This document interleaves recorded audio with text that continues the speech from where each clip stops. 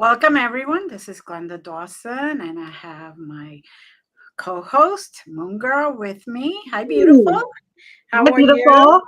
I'm great. Excited about our amazing guest. Of course, of course. Who wouldn't be?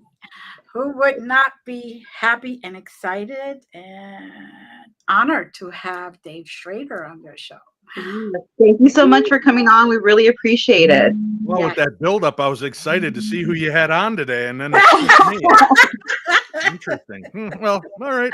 I'll do my best to fulfill that interest. But thank you for having me on. Thank you for coming on. So, for those very few people, like I said, that don't know you Smudge. or know about you that Sure. much, smaller, tell us about yourself. Well, my name is Rick, and I'm on a TV show called Pawn Stars, where me and my Ooh. family run. Oh, maybe no. That's Rick Harrison. who people Yeah, always Wait, think I am. what was that?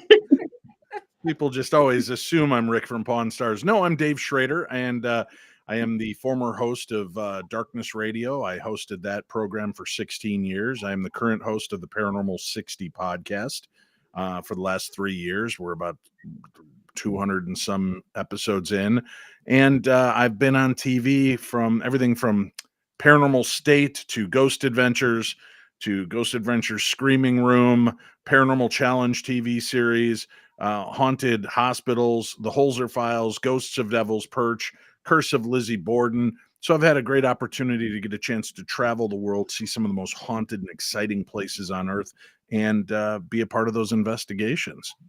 And here I am with you two now. Yay. That sounded like a downgrade, and now I'm here with you guys. I know. It's No, like, no. wow. I'm saying Sorry. the pinnacle of my career is finally here. I'm on with you two. Flattery gets you everywhere, sir. No.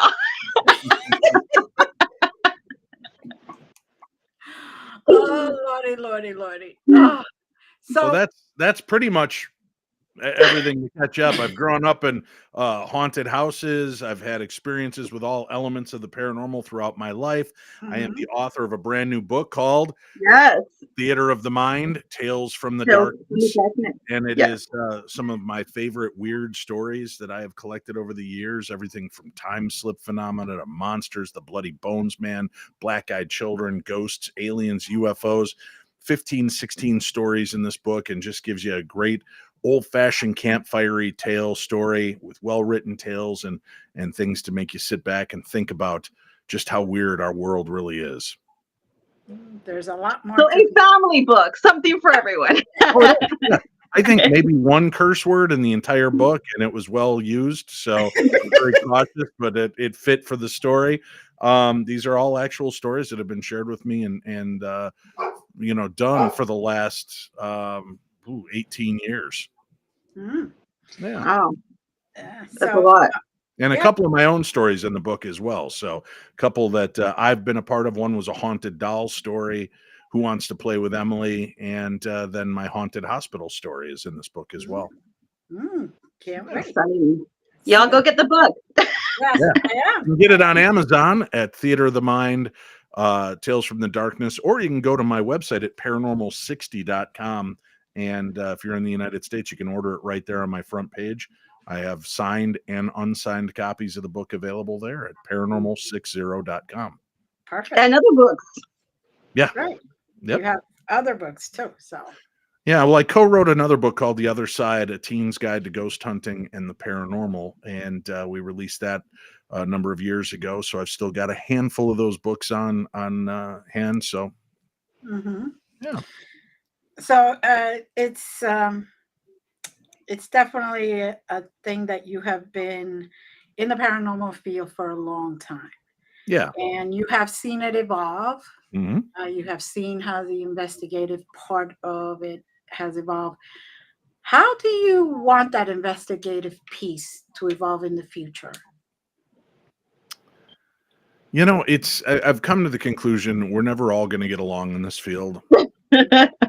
Everybody's got their own ideas and agendas, and what I would love to see is for teams to come together in a more cohesive way, that 2 or 3, 4 teams could commit to really investigating a location.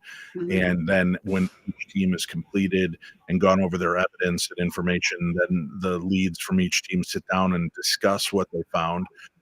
And I think that's how you start to build a better understanding for the hauntings, and going over the history that each one of your teams uncovered, in case there was a couple of stones that were left unmoved by one team. Another team may have found those things. They may have also found facts that have been dismissed in lieu of the fiction that is often associated with many haunted locations and famous ghost stories. So I would just love to see more of a cohesive nature where the teams are not competing against one another, but rather working together to try to get a better understanding of this, paranormal phenomena. Right. Letting go of the ego. Yeah. Yeah. Good luck with that. Let go my ego is people have a real hard time with that. That's the one thing I've tried to do, is remain fluid over the 18 years that I've been actively pursuing this field. Is I think I'm always learning. I think, I've certainly got a good overview of the paranormal and have been an integral part of it for the last 18 years in helping to share information, educate, entertain, and enlighten people with the programs, radio and TV that I've been a part of. So, I've taken it as a real honor to be in this field, doing the things I love, talking to people about things that fascinate me, and get to share those stories. You've done a great job. Great job. You research many different topics. Is there one that maybe in the past, before you really dug deep, that you were skeptical about, and now you're like a firm believer, like, oh my God, it changed your mind? I guess the fairy folk and fae folk, that stuff always seemed ridiculous to me. But again, I was coming at it from the perspective of looking at, what's the best way to say this? Looking at it through the eyes of Disney, and fairies are just these little cartoony characters, and they're not. And then realizing, talking to folklorists and people overseas, how real they look at these scenarios, and that, a lot of what we, here in the mainland of the United States, look at a lot of the paranormal could be explained by some of the things that people are talking about overseas. And many of 99% of our country is settled from people that came from other places and brought their own belief systems and perhaps their own little, gremlins, imps, ghosts, and specters with them. So I think I've learned moreover to not dismiss concepts and ideas just because they don't make sense to me. Instead, I'd rather really hyper focus on learning more about these things, remaining adaptable, so that when you present me with a concept, I'm open enough to examine it with you and see where I see the flaws or the strengths in those, and have an open dialogue with one another, so that we can say, well, that's a great theory. However, science dictates this, or how does that answer it for the Jewish faith or the indigenous tribes faith? If we're looking at it from a Christian perspective, other groups and religions have a very interesting way of dealing with things as well, and it works extremely well for them. So I love to have that openness to understanding this better, and understanding the people that are in this field better. Which is tough, because most of the people in this field are nuts. Yes, this is the craziest field ever. We have conversations, me and Glenda, we're like, whoa.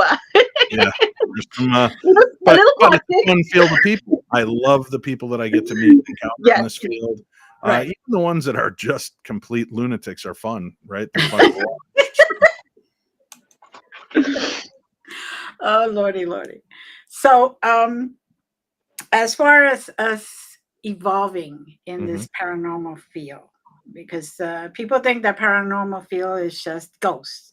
They don't understand that there's a lot more to that. What do you see the biggest or the greatest obstacle is to that evolution?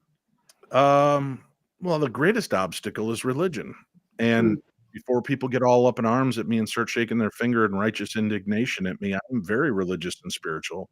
But I also believe that it's the misinterpretation of many things in the Bible and listen, with everything that they tell you not to do, there's somebody doing it, right? Oh, don't talk to the dead. Jesus is talking to dead. Well, that's okay. He's the son of God. But Right. Jesus says, all these things that I do, you can do if you would just have faith in my Father and Right. follow, right? So to me, it doesn't seem like it's that big a stretch. I think that, people's misinterpretation of the word has messed a lot of people up. And do you know how many religious leaders and priests and pastors and rabbis I've spoken to that firmly believe in ghosts and UFOs and Bigfoot and all of these different things? Mhm. And I talked to them, is it a sin? They're like, no, it's not a sin. But if you're seeking counsel elsewhere and not coming to the church isn't getting those tithings. The church isn't getting tax breaks. So they want people in the door. Right. And I'm not against church. Like I said, I'm not against any of that structured religion. I just find that sometimes it can be more detrimental to a learning experience than it is helpful. So find what works for you. But I think once people can get over the dogma Mhm. of so many of these aspects, then we'll start learning more. Now, do you think? Oh, sorry. I was going to say, and when science relents and stops playing this game where, oh, this doesn't exist and that, and we found no proof. There have been thousands and thousands of reports and studies, and there is proof. There is proof of life after death. I've got, there's just an article that came out in the last day or two where a scientist very clearly states, after years of doing this and all the work that I put in and speaking to near-death experiencers, I firmly believe that there is something beyond this life. So, there are people that are out there, but how do you do a peer-reviewed study on something that you can't put your hands on? Right. You've got to go with the information and details that you have, right? Just because I've never seen a kangaroo doesn't mean that they don't exist. Right. Well, Dave, they do exist. They're in Australia. I don't know about that. That just sounds like a conspiracy to me. And obviously, the government of Australia is trying to confuse us and confound us from learning real things by giving us furry, cute animals that are obviously fake. I mean, come on, kangaroos, they look like dinosaurs with hair and a giant pocket, right? So, that's kind of the lunacy you have in these conversations with people, that just because they haven't had the experience, it is impossible to exist. But most doctors and scientists and lawyers and police officers and people that we put in high regards have had weird experiences throughout their life. Right. And unfortunately, sometimes they have to keep quiet because they don't want to put in the lunatic side of things. Right. Right. So, Exactly. It's all a cautious dance in this field. And I've just given up. I don't care if you believe me or not. I don't care how you feel about my feelings on the paranormal. If I'm asked, I will share my thoughts and ideas on the paranormal. I don't say that to open myself up to an ass kicking because you are somebody who doesn't believe.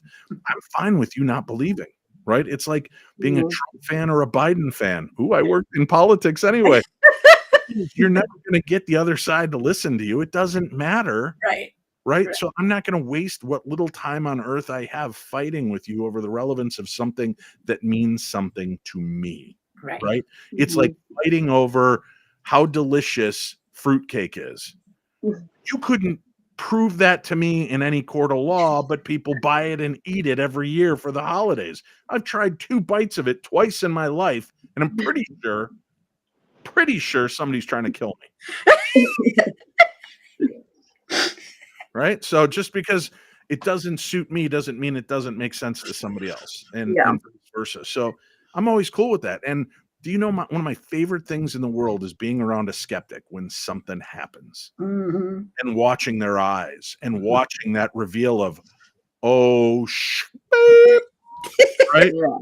That, oh my God, what? And when they're standing next to me and there's 2 of us, and I ask a question into my recorder and just hold it, and then we play it back and there's answers. I love watching their minds implode.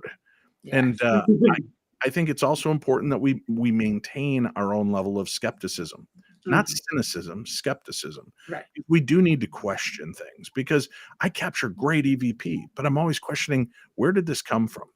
And maybe it's not even radio. Is this a projection from me? I get better EVP when I hold the recorder than when I set it down and ask some questions. With that said, I've also got some really remarkable EVP when I've been nowhere near my recorder. So there's all these theories and elements to what is going on. And every time I think I start to understand it, nope. And then science trying to come in and explain it away doesn't work either. So that's what keeps me fascinated with this, is that there's always some new rub. There's always a new way to re-examine something that we think we had a handle on. A lot of rabbit holes. Yeah. And look, science has been talking about this for a long time. Spooky action at a distance, right? We know we can split an atom and tickle an atom in one part of the world, and the other side of the world where the other piece of the atom is starts wiggling. So there is connectivity, right? There is quantum entanglement. So it would be ridiculous for us to just summarily dismiss all of these claims that have been had over the centuries just because it doesn't fit your doctrine, right? I was out there talking to atheists, and we'll put up a prayer request and get what I believe is an immediate response.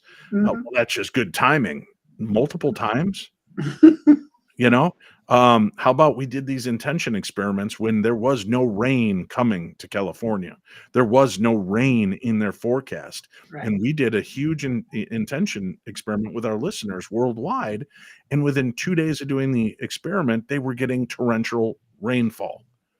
And you know, where does that come from? How does that happen? If I believe, well, it's just coincidence. It's good. How can it be that many coincidences?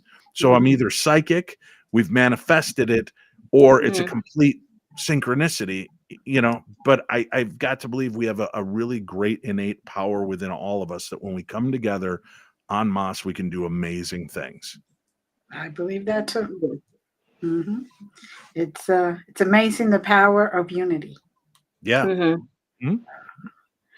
Yeah. So looking at my picture, if everybody could just focus on these red marks that won't go away on my face, send your mojo magic now and let's see if they'll go away. Straight marks. Well, you know, sometimes we can't do that much magic. No. Wow. Wow. Well, I was going to say, while they're at it, can you like help us look younger too, Glenda? Take an extra 20 years off of us too? That can't possibly happen, according to Glenda. Oh no, for us we can do it, Dave. For you, not so much. I'm 62. I'm going to be 63, and I am proud to say that the only reason this face stays this way is because I do a lot of oil every day. I don't think eating fried chicken is considered doing oil, but whatever. So like she rubs the fried chicken oil. Yeah. Popeye's fried chicken is why I have red marks on my face. I'm allergic to it, but can't stop eating it. No, I do use essential oils on my face. Very nice. Yeah. It helps. It helps.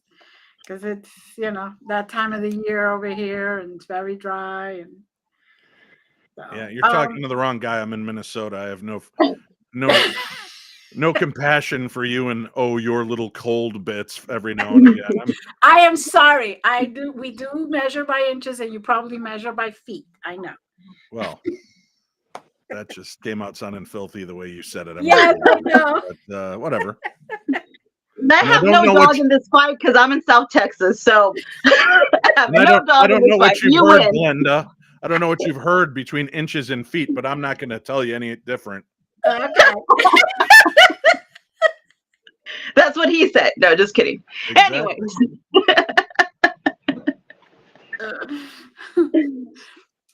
My goodness. Well, thanks everybody. It's been a pleasure. Have a good rest of your night. That's a wrap. That's all we needed, right? I feel like I broke the hosts with that comment.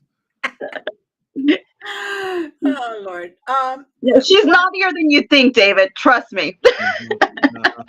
Wow. Now really. Wow. She can take the joke.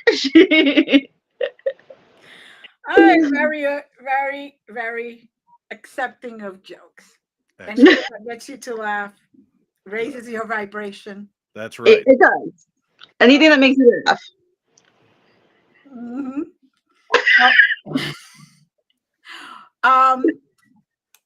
What? I can't Do even. you want me to ask the question, I or feel you want? broken. Do I? Go ahead. You asked the question, Moongirl. Well, I'm getting myself together. In your research, did you find that there were more encounters or legends featuring one type of entity over another? If so, why do you think that is, and what was it? That was 18 questions in one question. Are you? I think Moongirl, mistress of the paranormal, should be ADH squirrel of the internet. Okay, we'll start with just one. Wow. So in my research, no, I don't think that there's any one particular style. Poltergeist and actual ghosts and what people believe to be shadow people or demons. And so it's been kind of a smorgasbord. But I also think that the type of haunting is dependent on your type of personality, right? You and I, Moongirl, we could be real sarcastic and text each other back and forth. And if Glenda read our text, be like, "Oh my God, you two treat each other horribly." Right? Like my friend Sweet Tea that's on my podcast. We are brutal to one another, but it's all in love and in jest. When I message her, I'm like, "Hey, Terms of moron." endearment. Right. I'm like, "Hey, moron, what's an idiot doing today?" And she goes, "I don't know, idiot. What are you doing?" And that's our conversations. Is Right. That's true friendship. Right. So you can see that, but from the outside, it looks horrific. Yeah. And, and then I love that when I slip on air and I'll call her a moron because that's the way we talk all the time together. She'll get that look on her face and just leave me out to hang instead of saying anything back. I'm like, "You're such a jerk. Let everybody know I'm not just being a jerk." He's abusive. Anyway, I go to this talking about perception, right? So everybody's got a different level of acceptance, right? Yeah. Like, I don't care if I see a spider skitter across the wall.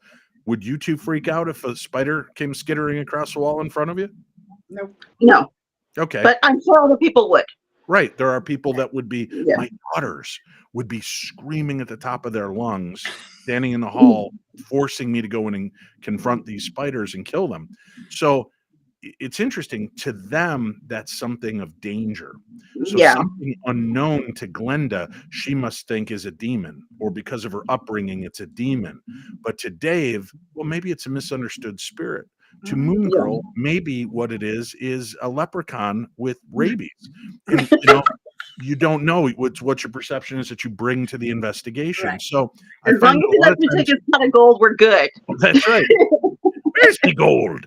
That if you come into a place of fear, most things are going to frighten you. If you come into it with a clear look, I treat ghosts like children, and I don't mean that disrespectfully, but I realize they're lashing out. They're maybe upset and angry. They don't know how to communicate their words because we can't always hear them. So it's easier for me to be more patient and then say, "Well, I don't think you have a demon. I think what you have is an upset ghost. Have you changed anything recently? Have you been disrespectful?" And sometimes they'll go, yeah, I actually have. And I said, "Well, maybe just apologize. Tell them you're sorry you upset that place, but it needed to go. It was rotting away, or, the chair was stinky now. And it was their important chair, but it needs to go, but they're still welcome to be here." And just sometimes the subtlety of the way you approach the paranormal and the spirit realm, you get the response back. So you show respect, you get respect back. Absolutely. Exactly. This is something we're firm believers in. Like, we don't like when we do investigations, like to go and be rude and attack the poor ghost. You have to treat them with respect as well. Right. Somebody comes into my house and is disrespectful, I'm going to throw them out. Right. If I can't throw them out, I'm going to beat them up so they leave. Basically. Mental note when visiting Glenda. She's tiny but mighty, Dave. So she's tiny but mighty. Yes. So mini leprechaun. A pretty leprechaun. I think I answered part of your question in there, but I can't say that there's any one specific style of spirits. I've been there for all of them, and have had an experience with many different types of paranormal beings. Yeah. In this field, there is a lot of diversity. We already discussed that. But is there anything that you would like to see going forward that the teams or the individuals latch on and say, "Hey, you know what?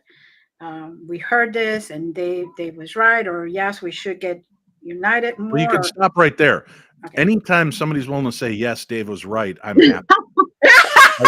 I'm a father with 4 daughters. I've never told you right. I'm always a moron. So I'll take it any way I can get it. But I would like to see more diversity in the religious sect. I would like to see a team diverse: Muslim, Jewish, Christianity, Native American, just a wide swath of people that are in one group that we could go out and investigate together and maybe give some insights and understanding to what's going on a little better. That's very good. Very good. Yes, because I could imagine that the Native American may see a spirit, but may see more of a galactic side of the spirit than a per se ghostly. Right. Yeah. Yeah. So agreed. It's very good, and I hope it comes to fruition. And I will tell you this, and I beat this drum and I take heat for it once in a while, but I'm going to say it anyway. Diversity, if you want ladies to see more women being represented on television programs and the paranormal, stop being dicks to one another, because the networks are watching. And if they've got a woman on a TV show who's a middle-aged mom and all of you are out there shredding her because she's short and portly and looks like she's 50, why didn't I get the job? I'm better and sexier. And if that's your only focus, instead of, boy, she's really a good investigator, or she's a really bad investigator, the networks are watching. When they see that the only one that's consistently being put down is the woman on the team by women, which are the primary fan base for the paranormal, how do you expect you're ever going to get anywhere? This brotherhood and sisterhood crap goes out the window. Start being crabs in a bucket mentality. Yes. Very much so, especially for women. And you're absolutely right. It's not about looks. I've been asked before on other things I'm not going to mention, and they're like, can you send me a more revealing picture? I'm like, what the F does that have to do with me investigating? All right, I asked you once, Moongirl. Once. And she told on you. Look at that. Breaking news. Yeah. Well, and they're very competitive. Women are very competitive with each other. Right. And it's horrible. It's horrible. I've tried to counsel a few of my female friends that have gotten into the field that I think are really talented mediums. And they go from being the girl next door to boobs out, hair out, laying backwards on a couch with her hair flayed out, and boobs on display as the way to bring people into their psychic mediumship page. And that's fine. Own your sexuality, own your look, own that feel and vibe. But I tell them, if you really want people to take you seriously in the paranormal field, you don't have to dress like Stevie Nicks and have your boobs hanging out. Just be good at what you do, and people are going to love it. Right? That's what they're hoping for. And I know women are always in competition with one another for looking good, feeling good. But really, if you're really good at your job, it shouldn't matter if you're a woman and look like me. What should matter is that you're doing what the work is, and you're doing it in a respectful, responsible way. And please understand, I'm not attacking women in any way, shape, or form. Own and be who you are, but also understand the world is a hard, mean place filled with hard, mean people. And I've watched so many good women step away from this field because in the long run, they can't take the abuse that other women are slinging their way. And I'm not saying men don't do it too. Men are schmucks, but women are brutal to one another. I just left one because of that. I was very bullied. So I completely get it. Yeah. It's hard to step, and if, dear Lord, if you step just a little 2 inches faster than they do. Yeah, and it shouldn't be about that. It should just be about how good you are as a researcher, right, and experiencer. And I've watched and talked to some of my female friends that have come to me crying because they're like, Dave, I want to be in this field. And literally they brought me a V-neck shirt that's about a size too small for me. And they're like, you really need to kind of look better. And I'm like, yeah, God, that's so gross, especially when on TV, they, the only thing they told me to do was wear dark clothes. They didn't ever, there was no other directive for us as men, but for women, I know that there's a different vibe on TV. So Right. it sucks. And the worst part about it is, like you said, that it's women attacking women if we work together. So I'd like to see more diversity in having more people of many colors, many sexualities, and many races, and the sides of the spectrum, male, women, and everything in between and all around, to be a part of these shows, but not because, well, we need to fill our quota. We need this person and that. It should be because you've just got the best people for the job. Very true. Yeah. Definitely want to see more diverse. I think that, and this is no offense to anybody, but the majority of women who are out there, there's nothing wrong with that. They're normally Caucasian, so we need a little bit more of everything out there, more extra spices, extra flavor, Latina flavor. Agreed. But I've spoken to some of my friends of different colors and persuasions, and what I find is hilarious is I'm like, well, why aren't you representing? Why aren't you trying to get on TV? And they're like, oh, hell no, I'm not going to let people tear me apart and make me feel bad about who I am. And I've been like, wow, so what you're saying is you're smarter than us dumbass white people who will go do TV, whether we're getting beat up or not. And they're like, yeah, you go take all the heat and I'll just go out and investigate on my own and not have to worry about 1 million plus people watching me and talking smack about me. And I'm like, oh, that's pretty brilliant. That's pretty brilliant. I also see, though, that a lot of these different cultures have very sacred beliefs towards a lot of these things and things that they don't want to share with everybody. Right. And that to me is kind of a shame. I wish that they would be more open, but I also understand the delicate nature of how they perceive things.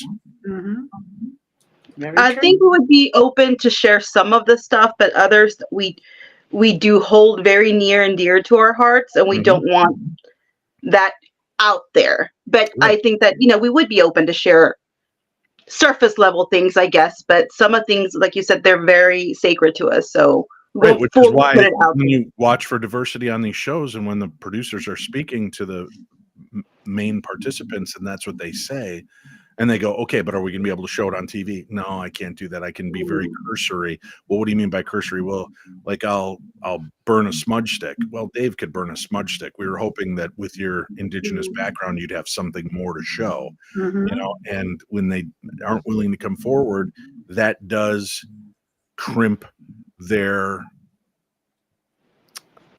eligibility, I guess, to be on a program, because if I'm bringing you in for the diversity and then you refuse to share that diversity with a large public audience, you got to kind of understand that that's the way the TV rolls as well. So I know that it's not a perfect field, especially when it comes to TV shows, but I also understand that a lot of people do not want to be represented in a certain way or are fearful of angering other people in their belief systems, so they don't want to be represented on TV that way. But there is some people who have tried to include us. So really quick shout out to Refinery 29, because they were very kind. A year ago, or was it a year and a half, something like that, they did a big article about Latinas and Afro Latinos, females being part of the field, and I was very honored that they wrote the article about me and some other lovely girl. And I mean, they tried. There's some people who do try to help out and show the light to us here and there. So shout out to them, because they did do that. So love Refinery 29. And that's why I've loved doing the show that I've done, bringing radio to people for 18 plus years, is I get to talk to a diverse background of people.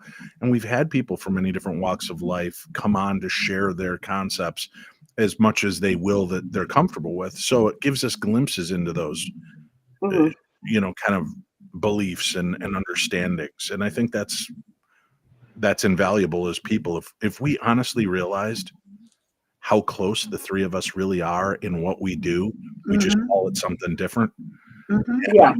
That would bring us together more than keep pushing us apart. But when we're all so cautious about sharing too much of ourselves, that's the division, and it happens across the board. Mm-hmm. It does. Except for us idiot white people, we just will tell you and do everything. Hey, I like Jesus. Hey, I'm a Donny Osmond fan. Doesn't matter. You want to know it? We'll tell it to you. We're like, there is nothing sacred. We will tell you. Well, I keep saying I'm an open book. If they ask, they're going to get the truth. Wait, So, but here's the thing. Can you hear the like the saying keyboard goes, warriors? White people emailing me right now, angry. How dare you give away our secrets that we don't have any secrets? just the raisin in the potato salad you guys put. Just kidding. yeah. Yeah. Okay there. But it is something that is you have to be willing to be open, and that not too many people are. Be willing to trust the group that you're with, because you would like to collaborate and do more stuff with them. And if they sometimes hear something and they take it the wrong way, they may, oh no, like I could say I have experienced many demon-like spirits. Oh, okay. And people say, oh, she's working with demons. No, that doesn't mean that. That just means that I was willing to hear their story. And not everything that you think it's a demon is a demon. Yeah. Not everybody's possessed. You don't get possessed just by going into a place and get possessed. Nope. It takes a lot of fueling by negative thoughts and negative feelings and negative environment to get that to that state. Or $29.99 sent to Dave at paranormal60.com. I will make sure that you're full on possessed by the end of the hour. So full on possession, yes. That's right. Now, what do you feel? I mean, I don't even know if I should ask, but Go ahead. like, let's be honest, in the paranormal field and metaphysical field, like mediums and whatnot, psychics, there is a lot of fakery going on. And what do you feel about that? Like, I don't even know exactly how I'm going to ask, but listen, it's so hard for me to delineate what is fakery, because what is fakery to you and your beliefs may be very real to Glenda and her beliefs. So I don't believe that a lot of people are evidence, let's say, like evidence. Yeah. Well, obviously, if you're faking evidence, but sometimes I've watched dowsers. People using dowsing rods, and they will swear, I am not moving, and I watch their hands go back and forth, but I honestly 100% believe they don't realize they're doing that. Right. I think they're using the dowsing rods as a crutch. They're getting answers maybe psychically, and they're putting it off on the dowsing rods, because then it's a tool. If it's wrong, well, it's a dowsing rod's fault, not mine. So you know what I'm saying is, to me that looks like chicanery and skullduggery. Oh, pirate words. And they're not that impressive to me. But I've been witness to people using dowsing rods that walked right to a place where a body was found, or found something missing using dowsing rods. And even though I'm watching their hands and they're tweaking it, they seem to tweak it right at the right place. So I'm very cautious with calling people out for fake and fraud, because again, some people just don't know that they're doing it. I don't think they realize that they're presenting something incorrectly, if that makes any sense. And by the way, ladies, I don't know if you're hearing it, but I'm getting like a weird rumbly noise underneath us while we're talking. So I'm not sure if it's the ghost or what. Yeah. The ghost of our own voices. I guess. No, in my head, it's a ghost. Okay. Yeah. Okay. All right. No problem. A reality. I'm not here to make you believe anything. A reality. Just leave it at that. That's right. Oh Lord. So do you have some events coming up? Sure. And tell us about him. Well, I'm all over the board. I love doing live events and getting out to see places. I'm down to, I think there's only 5 states I've not been to in the United States. And Alaska is one of them. So I'm hoping to go see Nebraska and Oklahoma this year. That'll be 2 of them off my list. But if you go to darknessevents.com, darknessevents.com, you can see all the places I'm going to be this year. And I'll be all over the United States and looking to investigate, hang out. I'll be signing copies of my brand new book, Theater of the Mind, Tales from the Darkness, True Encounters with the Supernatural. I'll be selling those at the events. So you can just go check it out at darknessevents.com or my main page, paranormal60.com. And there's little tabs at the top that'll let you find out about my radio show, that'll let you know about our upcoming events, our swag shop, how to order a book, how to get tarot readings for my wife through Love and Lotus Tarot. So there's all the links are right there at paranormal60.com. But I encourage you, stop just watching it on TV. Come on out and be a part of the history of these locations. And come with me. We're also going to England this September. Neil Story, the historian, the haunted historian over there, and I will be leading up a tour in England. And part of that tour is like a 3 or 4 day stop at the UK's premier paranormal conference, the Festival of the Unexplained. So when you get this, if you come on the tour with us, you get to also be a part of that conference and go see the conference. If you're watching in Europe and you just want to go to the conference, look up Festival of the Unexplained. It is one of the best paranormal conferences in the world, but certainly the top one in the UK. Awesome. Make sure to check that out, guys. I'm excited. I wanted to do some of those with you. Can you share with us one of your personal experiences with anything supernatural? Sure. Let me think of a story I can share with you that I haven't told a billion times. It's been I've had experiences with my grandparents after they passed away. My grandfather and I were very close, and he had a special nickname. I never say the nickname because I'm hoping some medium will connect me and say the name. So today we'll just say the nickname is Shoelace, right? Okay. Just for this. So I'd had these experiences with my grandparents. Well, one day I'm driving and my son Nathan is in the back seat. And Nathan was born about 10 years after my grandfather passed away. Okay. So he never got the chance to meet him. And he was so young, we never spoke about my grandfather in front of him. And Nathan was in the back seat in his car seat looking up at something sitting next to him. And he's blabbering away in baby talk.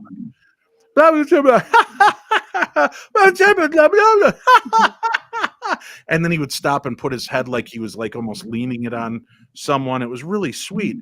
And I looked in the rearview mirror and I said, "Who are you talking to, buddy?" And he looked up and smiled at the being next to him, and then turned and looked and made eye contact with me in the rearview mirror. And he said, "Shoelace." And it was so clear, the name of my grandfather. And then he just turned back and gave him this smile. And I was like, "Grandpa, thank you for coming to visit. You better not show up in my back seat because we will join you much quicker than we should." I look back there and there's a ghost sitting there. But thanks for coming to visit. And my other children have had visitations from my grandparents and from my mom after she passed. So it's been kind of a family thing. It's interesting. I grew up without I don't want to say this. I grew up with a dad. The gentleman that chose to be my dad when I was 2 years old and became a part of mine and my mom's life and raised me. He's my dad. But I never got to know my bio dad. And a few years back, I did 23andMe and Ancestry.com. And lo and behold, while I was filming the second season of Holzer Files for Travel Channel, I get this email from Snarky Tea Company. And I open it up and it says, "Hi, I think you're my brother. We got my father an ancestry kit this year, and you came back as his son." And I was like, "Oh, that's amazing." And so I ended up connecting with my father, and he said, the girls called me and I looked up all your social media and I'm not surprised that you're in the field you're in of the paranormal. And I said, why is that? And he goes, because it's in our blood. Your great grandmother was a famous gypsy queen in Scotland. Wow. And we have always had this ability. The girls see ghosts, and I've had paranormal experiences, and my father reads tarot cards and cards. So it's literally a part of my blood. So I just think it's great that you can see that, and here's things I never even knew about me, but it rings true because an entire side of my family I didn't know existed have these abilities and interests and fascinations with the supernatural as well. Wonderful. It must be really nice to finally put all that together. Yeah, well, it was great. So, and I believe, the nudging of that came from my mom after she passed away, because my mom has not shown herself to me in a ghostly way, and I haven't even really dreamed about my mom, which really bothered me for a long time. But out of the blue, my cousin called. She's our family historian. She goes, "Hey, your mom was supposed to do the spit test for me for ancestry. She passed away, and I have her kit. Would you do it? Because the more information and genetic information I get, the better I can do our family tree." And I'm like, sure. So she sent me the kit. I spit in the kit, sent it in. 2 weeks later, I found a daughter I never knew existed. Wow. And this daughter grew up 10 minutes from my mom. My mom has always known how important my kids are, and she loved her grandchildren. So I don't have a doubt in the world that she didn't nudge my cousin to ask me to do this. And then the other big secret in my life was never knowing who my biological father was. My mom was a hippie. It was the 60s. I'm not here to judge, right? Right. Things happen. That's just the way it goes. So I was very, non-judgmental about it. But because of those ancestry kits and tests, pushed me to find my biological father as well. So I think my mom was behind both of those, two of my greatest mysteries that I would have missed out on in life. And I found them through those connections. So I believe that has been an element. Now, again, it could be coincidence and synchronicity, but I like to think it was my mom pushing things. No, I do too. Yeah. I would agree. I would definitely agree. So besides all over the world, is there any one particular place that besides by the end of this year, those 3 states you haven't gone to, Right. any one other particular place that you may have been wanting to go but never had the opportunity? It wasn't like you could go. I would love to go to the actual crash site for the Roswell UFO incident. I would love to go to, I've been to Rendlesham Forest, but I would love to go to the actual site, not the little fan site that they set up. I've got a lot of those different places on my bucket list that I would like to go just to say I've been there and was able to stand in those, on those floors, in those walls, or on those locations. And I would, as much as I joke around about not being an outdoorsman, I would like to go on one official Bigfoot investigation in a well-documented area to see if I can have an experience. What are your thoughts on cryptics? Oh, I firmly believe there's some other stuff out there that we don't know about, whether it's interdimensional or maybe ghosts that we're just seeing fleeting moments in time from, or real life beings. I believe that the world is too big and there's too many spaces. We're in the United States here. We kind of think that's it. No way there's a whole other world. But then you get an overview and you get in a plane and you fly from Minnesota to New York and realize, man, there's a lot of woods and a lot of places things could just live. And animals are cunning and intelligent and adaptable. And, there are mountain lions you can walk past that you might not even see. There are alligators and crocodiles you could walk past that you wouldn't see until it's too late. So why is it so hard to believe that a bipedal 8-foot to 10-foot tall creature couldn't exist in the woods but know how to blend in with its backgrounds? Yeah, and they would definitely know how to take care of themselves and get all their needs taken care of. Not like us. We can't go to the supermarket. So they know how to just develop their Right. needs. Yeah, and their abilities to stay hidden and cautious. Yeah. Right. Now, you also talk about folklore. Is there like a story that maybe really opened your eyes to the possibility that it could actually have been true? Well, listen, folklore is what, I mean, it's stories that are told. Yeah. And I think a lot of folklore are parables that are Mhm. stories to tell us, about the sea beast, the lake creatures and monsters. Are those real, or were they things for us to keep our children from doing dumb things? 'Cause as a parent, if I go, "Don't go by the water, it's dangerous," the minute I walk away, that kid's going to go by the water. But if I put in their mind that there might be a 20-foot alligator creature that comes out of the water and will eat you, they might think twice before they go to the water's edge, right? So You haven't met my sons. there are a lot of these folklore stories that you hear that sound like, I think what this is a nod and a warning packaged in a scary element to try to control people and control our children, which, let's face it, this world needs more scared children so that they're not feeling so entitled and that their world is the only thing that matters, right? There should be a healthy fear and respect reintroduced to children. And I'm not saying abuse, there's a difference. Right. But Yes. I think having kids have a healthy fear of situations so that they don't put themselves in harm's way is an important element of living. So I think there are a lot of those cases. However, you also hear where the folklore kind of jumps, and then all of a sudden you realize that, well, these stories have always been kind of passed down. But if I look, I can actually find newspaper articles that predate what I believe the story to be, that predate 100 years, and they are full-blown adults that witnessed, and not just one-off, but an entire group that saw this frog creature walking on two legs and stood 5 feet tall. And all of a sudden you realize, oh, maybe there is more to this. Mm-hmm. Mhm. That's very true. Very true. Yeah, so folklore plays an important part, but again, it's kind of an examining, where did the folklore begin? Was there Yeah. something? What was the germination and genesis point for that? Was there something based in reality? Mhm. Well, we are kind of coming towards the end. Is there anything we haven't spoken about that you would like our audience to know? I'm glad you asked Buy me. his book. Let's talk about my book, Your book. Theater of There the you Mind. go.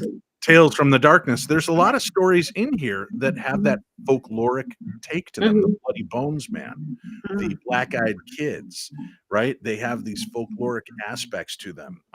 But it's interesting who tells the story and what those stories mean. And that's what I love about doing this. And so many people have sent me their stories over the years, and I was their only outlet to share. And it was in sharing those stories that I heard from other people saying, "Oh my God, thank you, because I thought I was insane. I've had that same experience with that same being." And I thought, why just let these stories languish in my drawer? Let's bring them out, take them from the rough form they're in, create them into a beautifully told story, Mhm. not sacrificing the reality, the truth, and the experience, just mhm. making it a better written piece Yeah. to share. And that's what I did. And I got the nod from all the authors of these stories, and I've included some of my own. Um, and a lot of the authors don't want to be publicly acknowledged because of their positions in life, whether Yeah. they're religious leaders or political leaders or police officers Mhm. who don't want people to know about what they experienced. Right. Yeah. Definitely jeopardize their whole Yeah. life. And then the other thing is I host a live podcast every Monday and Wednesday night called Paranormal 60, and you can watch it on YouTube live. It's Mhm. always at 9 p.m. till 10 p.m. Central.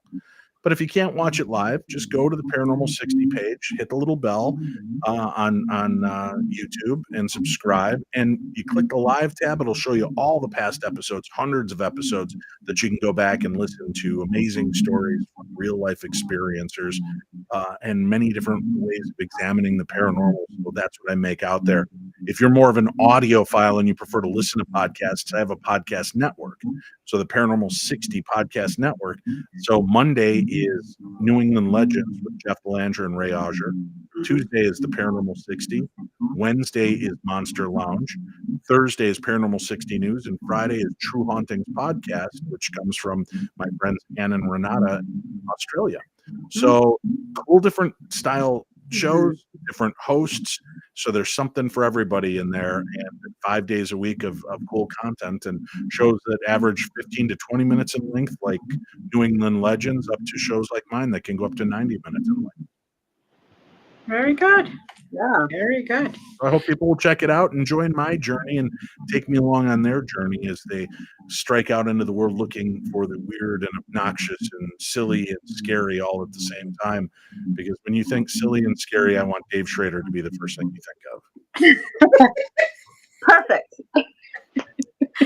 Well, thank you for being here. It's a pleasure. My pleasure. Thank you for having me, and Thank hopefully you we can so visit much. again soon. Yes, definitely. Yes, We please. definitely You're have to have- welcome anytime. Thanks. I'll see you They next plug all your Tuesday. crap, everything. Plug everything.